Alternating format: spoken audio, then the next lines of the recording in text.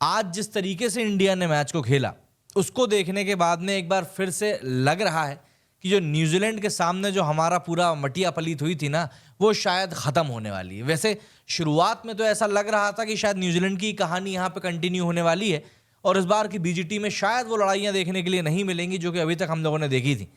लेकिन आप इसको बुमराह की कप्तानी कह लीजिए या हमारे बॉलर्स का एक सॉलिड परफॉर्मेंस कह लीजिए, इंडिया ने जिस तरीके से इस मैच में वापसी करी है वो ट्रूली रिमार्केबल। बस एक छोटी सी कहानी है जो कि इस पूरे किस्से को बयां कर सकती है और वो ये है, जहां एक तरफ इंडिया 150 के ऊपर ऑल आउट हो चुकी है तो वहीं पर ऑस्ट्रेलिया भी 67 रन मतलब 67 के ऊपर इतनी ज्यादा स्ट्रगल कर रही है कि उसके भी 7 बैट्समैन अंदर जा चुके हैं। इस समय मैच को हम लोग बैलेंस नहीं बल्कि एक तरीके से इंडिया की तरफ झुका हुआ ही देखेंगे और ये सब कुछ किया है इंडिया के बॉलर्स ने, that too in a single session. India ने आज जिस तरीके से, जिस डोमिनेटिंग तरीके से आज परफॉर्मेंस दी है, उसको देखने के बाद में भाई एक चीज क्लियर है कि यार ये मैच ना शानदार होने वाला है। बहुत सारी चीजें हुई फर्स्ट इनिंग्स में, हम लोगों का जिस तरीके से हमने देखा कि यार गलत कुछ आउट दिए गए, जिस तरीके से हमने केएल राहुल का भी आउट देखा, बहुत सारी चीजें हुई थी। बट इन सब चीजों के बीच में कहीं ना कहीं ये चीज भी हम लोगों को माननी पड़ेगी कि इंडिया की तरफ से जो भी चीजें हो सकती थी वो सब चीजें हुई यहाँ पर। एक सब जो सेगमेंट आप लोग एक्सपेक्ट करते हो कि नहीं यार हम ऑस्ट्रेलिया जा रहे हैं तो ये सब चीजें तो हमको देखनी पड़ेंगी, वो सब चीजें हुई। लेकिन by the end of the day अगर इंडिया के प्लेयर्स ऊपर उठ के बाहर इस तरीके से आ रहे हैं कि वो आपको चैलेंज दे सके तो वाकई में ये ज्यादा शानदार होता है और कुछ ऐसा ही हुआ भी। आज के मैच की कहानी ऐसी है और बुमराह ने सीधे तौर पर ये बता दिया है सबको कि भाई क्यों उसको एक वर्ल्ड क्लास बॉलर कहा जाता है, क्या रिकॉर्ड्स हैं उसके, क्या आप तो उसकी बॉलिंग परफॉर्मेंस है, आप एवरेज की बात कर लें, आप स्ट्राइक रेट की बात कर लें।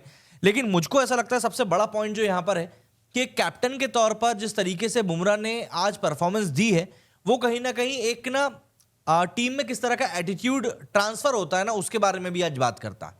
क्योंकि आप देखेंगे पिछले कुछ समय से इंडियन टीम जब भी बैटिंग करने के लिए जाती है तो काफी कुछ दिक्कतों का सामना उसको करना पड़ रहा था। आप चाहे एटीट्यूड की बात कर लें, आप चाहे गेम प्ले की बात कर लें, वो सब चीजें कहीं ना गलत तरीके से कैरी हो रही थी। और इस मैच में जिस तरीके से आज सुबह इंडिया ने परफॉर्म किया, बॉलिंग में जिस तरीके से शुरुआत करी, उसके बाद में टीम की परफॉर्मेंस ना पूरी तरीके से बदल गई। बॉडी लैंग्वेज बहुत हद तक डिसाइड करती है किसी भी टीम की कि वो टीम किस तरीके से ग्राउंड के ऊपर परफॉर्म करने वाली है। अगर आप पहले ही सरेंडर हो जाएंगे ये सोचकर नहीं यार हम तो 150 पे ऑल आउट हो गए हैं तो अब तो कुछ करने के लिए बचा ही नहीं है, तो ये ऑब्वियस सी बात है कि फिर वहां से आप अपने आप को कभी मैच में वापस ला भी नहीं पाओगे। बट यहीं पर ये बात आपको तारीफ करनी पड़ेगी भारतीय टीम की कि उन्होंने यहां से वो ग्रिटीनेस दिखाई कि नहीं भैया हम तो यहां पर खेलेंगे और आप हमारे सामने दिख रहे हैं कि भैया किस तरीके, क्योंकि कई सारे ऐसे स्ट्रॉन्ग डिसीजंस भी लिए गए थे इंडियन टीम से कि जिनको सुनने के बाद में लग रहा था कि नहीं यार बहुत दिक्कत हो सकती है। जैसे अश्विन और जडेजा दोनों को ही नहीं खिलाया गया था, सरफराज को बाहर रखा गया था, जुरेल और पंत दोनों को साथ में खिलाया गया था। बहुत सारी चीजें थी जिनको कि लेकर आप सवाल उठा सकते थे, लेकिन मुझे ऐसा लगता है कि एक एक चीज का सही और सटीक तरीके से टीम इंडिया ने जवाब दिया है अपनी बॉलिंग लाइनअप में। और जितनी खराब हमारी बैटिंग थी, देखिए ये बात हमको मानना पड़ेगा कि बैटिंग बहुत खराब थी, फिर चाहे वो केएल राहुल का आउट होना हो, चाहे वो विराट कोहली खुद हो या पंत का गलत मौके पर आउट हो जाना हो, बहुत सारी चीजें थी।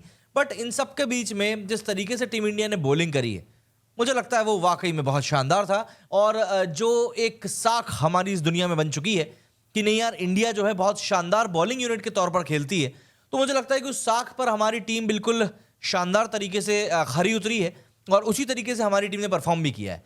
क्योंकि आप एक पॉइंट के बाद में आपको अपनी इज्जत बनाए रखने के लिए भी कुछ परफॉर्मेंसेस देनी पड़ती हैं।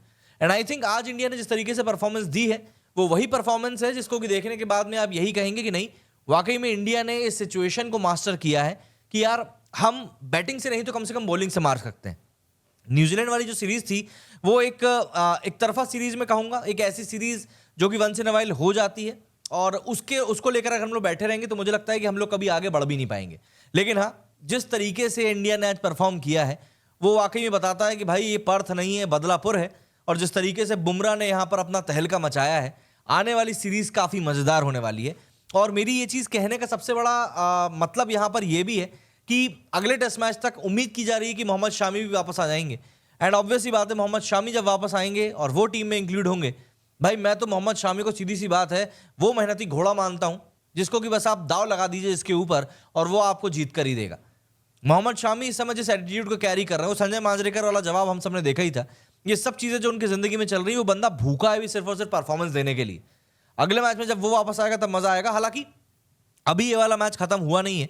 इस मैच में जो डेवलपमेंट्स हुए हैं एक बार उसके बारे में भी जरा बात कर लेते हैं कि क्या कुछ हुआ, क्योंकि आज इंडिया ने जिस तरीके की परफॉर्मेंस निकाल कर दी है उसके बाद आप सिर्फ और सिर्फ इंडिया की तारीफ ही कर सकते हैं और कुछ भी नहीं।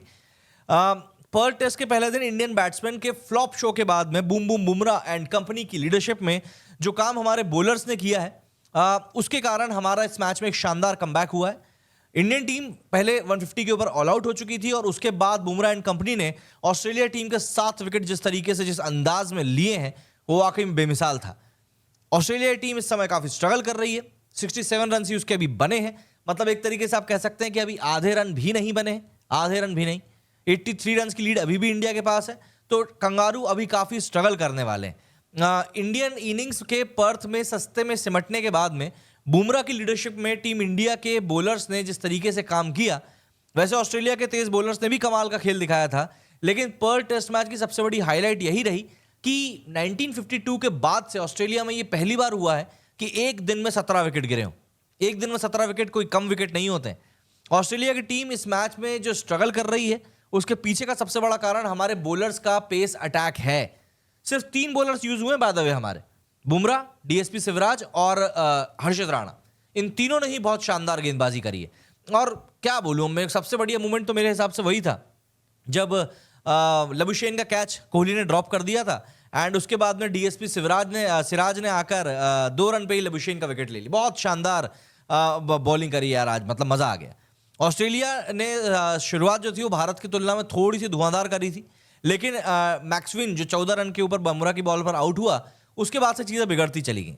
इसके बाद कप्तान बुमराह ने ही भारत को दूसरा विकेट दिलाया, तीसरा विकेट भी दिलाया। विराट कोहली के हाथों उसने ख्वाजा को भी आउट कराया था। फिर इससे अगली गेंद पर बुमराह ने स्टीव स्मिथ का आउट सबसे शानदार था। पहली बॉल पर स्मिथ को डक पर आउट करना ये अपने आप में बड़ी बात है, क्योंकि स्मिथ एक खब्बू बल्लेबाज है जिसको कि बैटिंग भर के करना आती है, उसको पता है कि भाई कैसे खड़े रहना है। और पहली बॉल पर आउट करने के मामले में अगर मैं गलत नहीं हूं तो सिर्फ डेल स्टेन ही ऐसे हुआ है जिसने कि स्मिथ को डक पर आउट किया था। इस तरह ऑस्ट्रेलियाई टीम ने 19 रन पर ही 3 विकेट गंवा दिए थे और टीम उसी समय पर बैकफुट पर जा चुकी थी। इसके बाद ट्रेविस हेड को हर्षित राणा ने क्लीन बोल्ड किया, पहला विकेट लिया हर्षित राणा ने। ट्रेविस हेड को अंदर आती बॉल पर क्लीन बोल्ड किया। हेड जब आउट हुए तब कंगारू का स्कोर 31 रन पर 4 विकेट हो चुका था। मिचेल मार्श 6 रन बनाकर सिराज की बॉल पर केएल राहुल के हाथों लपके गए। लबुशेन 2 रन बनाकर 52 बॉलों में लबुशेन ने आज 2 रन बनाए बाय द वे, लेकिन वो भी सिराज की गेंद पर ही एलबीडब्ल्यू में आउट हो गए। भारतीय टीम की ओर से ऑस्ट्रेलियाई पारी के सबसे ज्यादा 4 विकेट खुद बुमराह ने लिए। एक कप्तान के तौर पर ये बुमराह का वाकई में एक ब्रेड टेकिंग परफॉर्मेंस है, मैं बस इतना ही कहूंगा। बहुत शानदार परफॉर्म किया बंदे ने। पर्ल टेस्ट में भारत के जो कप्तान रहे जसप्रीत बुमराह टॉस जीतकर पहले बैटिंग करी। भारत का ये फैसला गलत साबित हुआ, ऑब्वियस सी बात है। 50 रन के आसपास तक पूरी 5 विकेट हमारे गिर चुके थे। पंत और नीतीश रेड्डी की कुछ इंपॉर्टेंट इनिंग्स की वजह से हमारा स्कोर 150 रनों तक पहुंचा।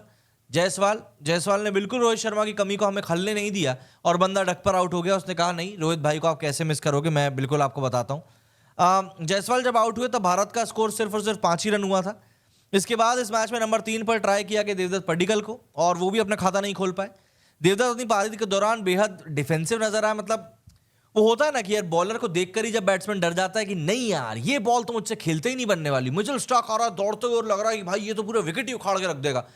मतलब पड्डीकल का क्या हो रहा था ना, एक्चुअली उसके पैरों का कोई मूवमेंट ही नहीं हो रहा था, और क्योंकि उसके पैरों का कोई मूवमेंट नहीं हो रहा था इसीलिए वो अपनी क्रीज में ही फंसा हुआ खेल रहा था एंड एट द एंड उसको मतलब खामियाजा भुगतना पड़ा। इसके बाद विराट कोहली जब आउट हुए तब भारतीय टीम का स्कोर 32 रन पर 3 विकेट हो गया। विराट कोहली इस टेस्ट पारी को जोड़कर देखें तो 7 पारियां देखी जाए तो उन्होंने पिछली इतनी पारियों में महज 98 रन बनाए हैं, महज 98। 7 पारियों में विराट कोहली 100 रन भी नहीं बना सके, जबकि एक समय था कि 7 पारियों में विराट कोहली कम से कम 4 शतक तो लगा ही दिया करते थे।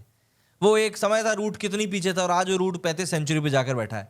कुल मिलाकर अगर हम कहें तो कोहली का जो प्रदर्शन है वो सिर्फ और सिर्फ हम लोग महाफुज से कह सकते हैं और कुछ भी नहीं। पहले 50 के अंदर केएल राहुल भी आउट हो चुके थे। भारतीय टीम का स्कोर लंच तक 47 पर 4 विकेट था। राहुल को लग रहा था कि भाई वो लंबे समय तक टिक सकते हैं, लेकिन वो भी 26 रन बनाकर स्टार्क की बॉल पर आउट हुए। हालांकि उस डिसीजन को लेकर काफी कंट्रोवर्सी हुई कि वो आउट है नहीं है, बॉल बैट को लगी थी नहीं लगी थी, काफी डिस्कशन हुआ उसके ऊपर। जो ऑन फील्ड अंपायर था वो तक शॉक रह गया था जब थर्ड अंपायर ने डिसीजन दिया था कि नहीं यार राहुल जो है वो आउट है। तो काफ़ी कंट्रोवर्सी उसको लेकर, काफ़ी लोग बात कर रहे हैं, हम अभी और डिस्कशन करेंगे उसके ऊपर। इसके बाद ध्रुव जुरेल ने 11 रन बनाए, इंडिया ए की तरफ से जुरेल ने काफ़ी अच्छा परफॉर्म किया था। वॉशी 4 रन बनाकर आउट हो गया। जब वॉशी आउट हुआ था इंडिया का स्कोर 73 पर 6 था। इसके बाद टीम इंडिया के लिए लगातार विकेट गिरते गए, लेकिन पूरी टीम 150 रनों तक फिर भी पहुंच गई। अपने डेब्यू मैच में नीतीश ने सबसे ज़्यादा 59 बॉल्स पर 41 रन बनाए, जिसमें 6 चौकों के अलावा एक 6 भी शामिल रहा। वहीं विकेट कीपर बैट्समैन के तौर पर पंत ने 37 और केएल राहुल ने 26 रन का अपना कंट्रीब्यूशन दिया। इन तीनों के अलावा जुरेल ही जिन्हें 11 रन बनाए डबल डिजिट तक पहुंच सके, बाकी कोई भी इस मौके तक पहुंच नहीं सका। ऑस्ट्रेलिया की तरफ से PAT Cummins, Mitchell Starc, Mitchell Marsh ने 2-2 विकेट लिए, जबकि हेजलवुड को सबसे ज़्यादा 4 विकेट मिले। ऑस्ट्रेलिया की तरफ से सारे के सारे 10 विकेट उनके पेस बॉलर्स ने लिए। नादन लियान को अच्छी खासी पिटाई पड़ी। बॉर्डर गावस्कर ट्रॉफी 2024-25 के पहले मैच में इंडियन टीम के कप्तान रहे बुमराह ने आज एक तरीके से देखा जाए तो सही डिसीजन लिया था जब उन्होंने टॉस जीतकर बैटिंग करने का फैसला किया था। सबसे बड़ी बात लेकिन ये रही कि इस मैच में भारत और ऑस्ट्रेलिया के 3 नए खिलाड़ियों का डेब्यू हुआ। अश्विन और जडेजा जैसे 2 दिग्गजों को बाहर किया गया। इस मैच में भारतीय टीम की ओर से नीतीश कुमार रेड्डी, हर्षित राणा का टेस्ट डेब्यू हुआ। वहीं पर ऑस्ट्रेलिया की ओर से नादन मैक्सविनी को रेड बॉल क्रिकेट में डेब्यू कराया गया।